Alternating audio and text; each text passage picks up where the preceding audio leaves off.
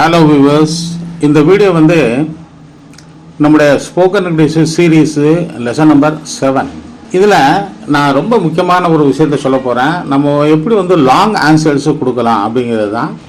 How to expand your answers. நம்ம பேசும்போது நம்முடைய ஆன்சர் இருக்குது பார்த்தீங்களா, அது வந்து ரொம்ப லாங்காக எப்படி இருக்கணும் அப்படிங்கிறது தான் இந்த வீடியோ. இந்த வீடியோ வந்து ஃப்ளூயன்சிக்கு ரொம்ப ரொம்ப ரொம்ப பிரயோஜனமாக இருக்கும். அதாவது, to you want to speak more, do you want it to be interesting, ரொம்ப இன்ட்ரெஸ்டிங்காக இருக்கணுமா, நிறைய பேசணுமா அப்படிங்கிறது தான் இந்த வீடியோ. இப்போ பாயிண்ட் நம்பர் 1, நான் 3 பாயிண்ட் தான் சொல்ல போகிறேன்.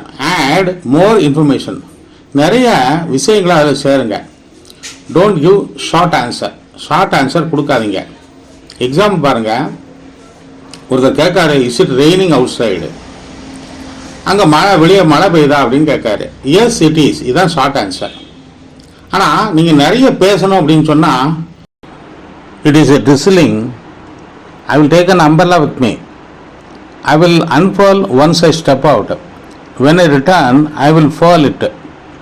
அதாவது, அங்கே வந்து மழை தூறல் அடிச்சுக்கிட்டு இருக்கு, நான் வந்து அம்பர்லாவை எடுத்துக்கிட்டு போவேன், வெளியே போகும்போது அந்த அம்பர்லாவை ஓப்பன் பண்ணுவேன். அன்ஃபோல் அப்படின்னா ஓப்பன்.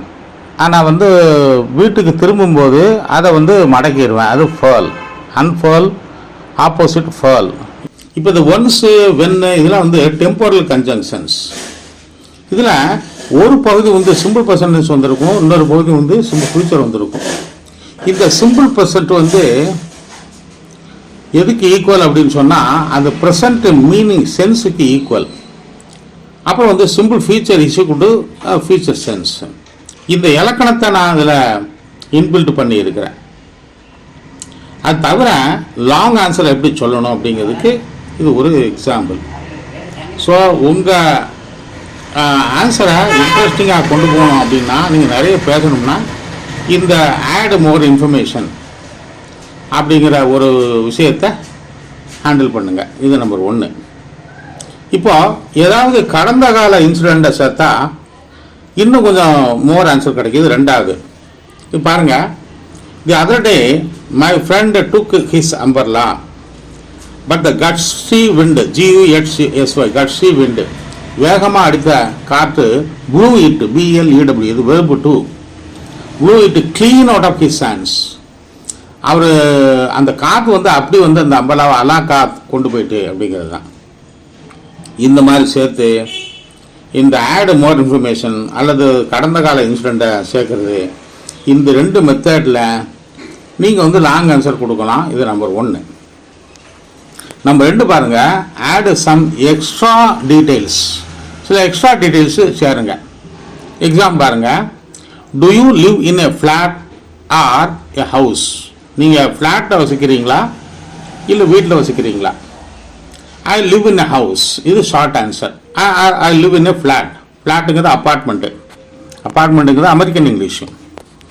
இப்போ பாருங்கள், வித் அல்லது ஆல்சோ சேருங்க, உங்களுடைய ஆன்சர் வந்து லாங் ஆயிரும்.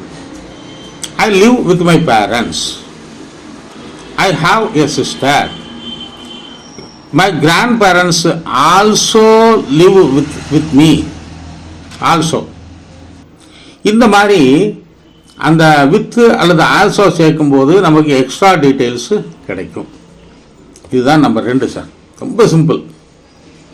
அடுத்த நம்பர் 3 பாருங்க, can I bring my friends along to the party. இங்கே பார்ட்டி அப்படின்னா விருந்து அப்படின்னு அர்த்தம். நல்ல பார்ட்டின்னு வைங்களேன். இந்த இடத்துல 2 விஷயம் நீங்கள் வந்து ஃபாலோ பண்ணணும். கேள்வி கேட்கும்போது கேனையும் போடலாம், குட்டையும் போடலாம். அந்த ஆன்சர் சொல்லும்போது கேன் மட்டும்தான் போடணும், குட்டு போடக்கூடாது. என்ன கொஸ்டின் அப்படின்னா, can I bring my friends along to the party, good I bring my friends along to the party அப்படின்னு சொல்லும்போது நீங்கள் பதில வந்து யூ குட் பிரிங் அப்படின்னு சொல்லக்கூடாது, you can. Yes you can, இது short answer. Yes you can bring your friends, பட்டை சேருங்க. இப்போ but tell them not to smoke and drink here. அவங்க ஸ்மோக் பண்ணக்கூடாது, ட்ரிங்க் அடிக்கக்கூடாது. இந்த 2 கண்டிஷன்ஸும் போடுறோம். இதை இந்த பட்டுக்கு பதிலாக ப்ரொவைடட் தட் அப்படின்னு ஒரு ஃப்ரேஸையும் சேர்க்கலாம். ப்ரொவைடிங் தட் அப்படின்னு சேர்க்கலாம். Provided that they don't smoke or they don't drink.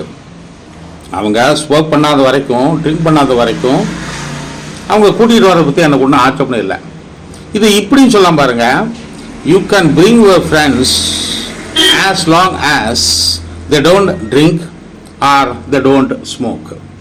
அவங்க குடிக்காமல் இருக்கிற வரைக்கும், அவங்க வந்து ட்ரிங்க் அடிக்காமல் இருக்கிற வரைக்கும் அவங்கள கூட்டிகிட்டு போகிறத பற்றி I don't have any objection, I don't mind, எனக்கு ஒன்றும் ஆட்சேபனை இல்லை. இந்த மாதிரி நம்ம வந்து ஒரு ஆன்சரை வந்து எக்ஸ்பேண்ட் பண்ணி பேசலாம். இந்த 3 எக்ஸாம்பிள்ஸும் உங்களுக்கு ரொம்ப ரொம்ப இட் வில் என்லைட்டன்